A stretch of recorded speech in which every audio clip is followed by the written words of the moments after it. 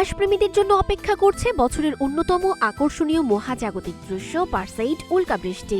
অনুকূল আবহাওয়া থাকলে বুধবার 12 আগস্ট মধ্যরাত থেকে ভোর পর্যন্ত আকাশে দেখা মিলতে পারে অসংখ্য উল্কার। জ্যোতির্বিজ্ঞানীদের মতে ঘণ্টায় 100টিরও বেশি উল্কা দেখা যাওয়ার সম্ভাবনা রয়েছে। পারসেইড উল্কাবৃষ্টি তৈরি হয় সুইফট টাটল ধূমকেতুর ফেলে যাওয়া ধূলিকণা ও পাথুরে ধ্বংসাবশেষ থেকে। পৃথিবী যখন এসব কণার মধ্য দিয়ে অতিক্রম করে তখন কণাগুলো বায়ুমণ্ডলে প্রবেশ করে ঘর্ষণের কারণে জ্বলে ওঠে। আর তখনই রাতের আকাশে তৈরি হয় আলোর ঝলমলে রেখা, যাকে আমরা বলি খসা তারা। এবার উল্কাবৃষ্টি দেখার পরিবেশও তুলনামূলক ভালো, কারণ আকাশে থাকবে অমাবস্যা। ফলে চাঁদের উজ্জ্বল আলো না থাকায় অপেক্ষাকৃত ক্ষীণ উল্কাগুলো সহজে দেখা যেতে পারে।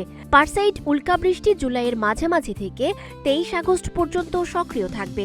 তবে সবচেয়ে বেশি উল্কা দেখা যাওয়ার সম্ভাবনা 12 ও 13 আগস্টের মধ্যরাতে।